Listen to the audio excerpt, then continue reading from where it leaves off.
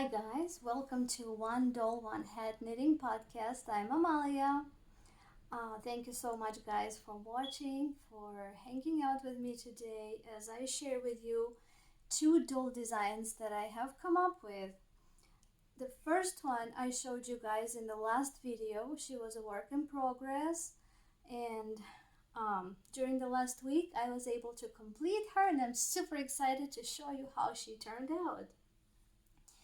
And you guys meet my little Delilah. Here she is, all done. Guys, what do you think? I think she is precious. Very, very sweet. I love her.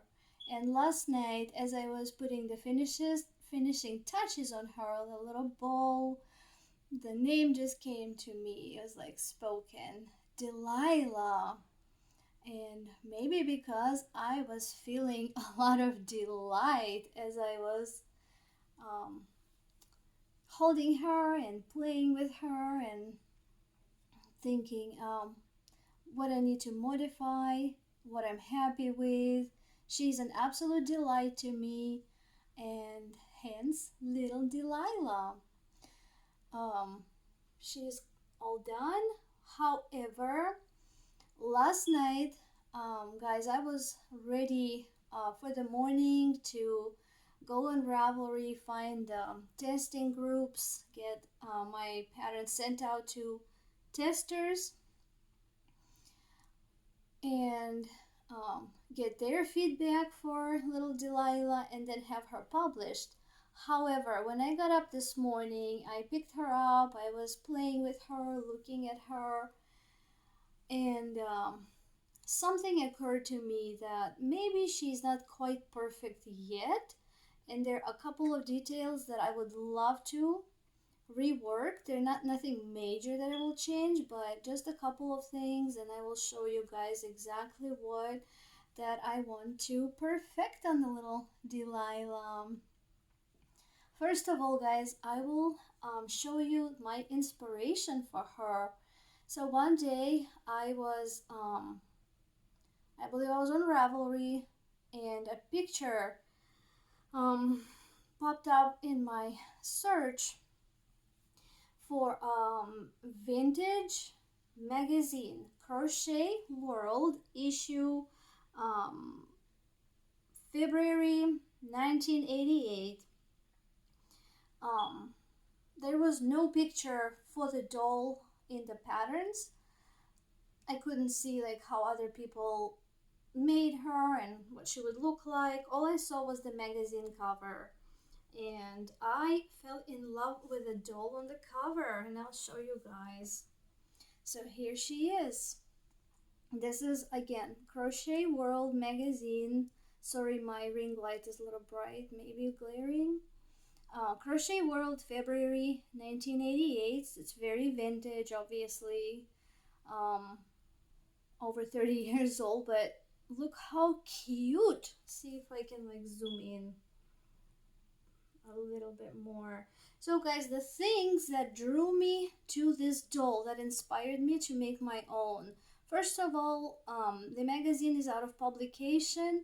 To get this particular copy, I would have to go on eBay and search and hunt it down and purchase it, and quite honestly I wasn't feeling up to it. So I thought, you know what if I just take some yarn and go with it and see what I can come up with, not deviating too much from this picture, kind of keeping it close, but yet obviously it would be my own design. I could not duplicate stitch by stitch from the original. So guys, the things that drew me to this amazing, beautiful doll, I don't even know who the designer is. If you guys know, would you please let me know down in the comments if you know the original designer. Really, I tip my hat to him or her that came up with it. I just really admire your work, whoever you are that created and published this doll. So things that drew me to her, basically it was the simplicity of her. She is very cute without being overly done. I love the voluminous hair, little cute tiny yarn bow basically on the top, and her outfit. Most of my dolls I make, they all wear dresses, and this one has like a really adorable summer top and um, like shorties, pantaloons. So that's what I wanted to keep in my design, that same idea. And also the face, as you can see guys, there's no safety eyes on her. Maybe buttons or felt. Really, really simplistic. I loved it. And so I thought I want to keep those positive attributes of her in my doll. And so I did. So my little Delilah is made completely in one piece. I'm not sure how the doll that was published in the magazine made. I did not purchase that magazine yet, although I'm thinking maybe I might in the future just to see how the original one was made. But the way I made her was from the feet up to, the pantaloons, and then her body is the legs are joined and the body is going up. The arms are crocheted separately and then crocheted into the body as you go up, and then the head is continued from the neck up. The only thing that I did sew on was her hair. I made the wig cap, the curls, and then I stitched it on in the end. Everything else is absolutely seamless. And the cheeks, the idea for the cheeks came to me last night. I decided to crochet little tiny pink cheeks, and I actually hot glued them on because there was no way to actually sew them on after the head was already stuffed and done. And as you can see, the eyes, there's no safety eyes. There's just a couple of whip stitch um, pieces done on both sides, and the nose is whip stitch and little tiny mouth. So to make this doll, if you ever choose to, you will not need any safety eyes. And many times guys, I'm out of safety eyes. I'm sitting in here and thinking I want to make a doll, but oh goodness, I need to order safety eyes. Now for this one, if you happen not to have them, no worries at all, because her face is done. Her eyes are just whip stitched. They're not, there are no safety eyes. However, I think it would be adorable if she did have safety eyes also. So that's an option that you could choose to install. Another thing that I really like is her little summer top. On the back, you will not need any buttons. If you don't have buttons, or if you're making her on the go somewhere and all you have with you is yarn, it's actually tie backs.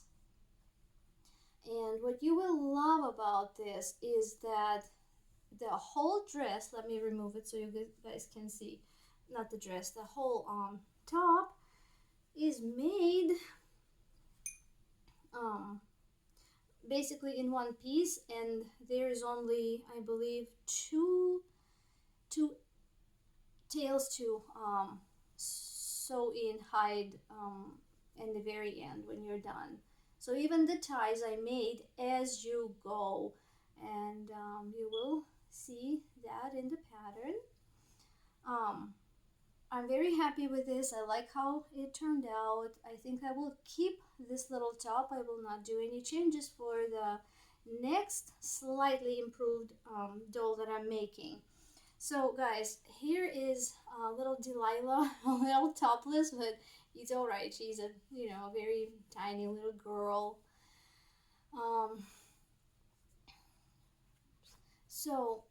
The things that I see that need improvement to me, and maybe tell me in the comments if you agree or you think this is just as good as she would get and I shouldn't change anything.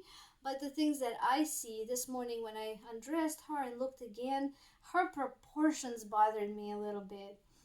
So what I see is her legs and her arms, the thickness is not the same. And is if you've made amigurumi before, you know, you basically know that they should be the same thickness. Sometimes the arms are even a little thinner, slimmer.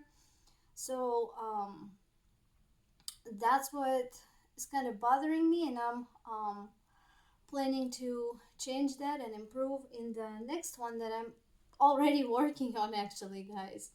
So the legs will be a little thicker um, than these are. You see how thin these are versus the arms. So I'm going to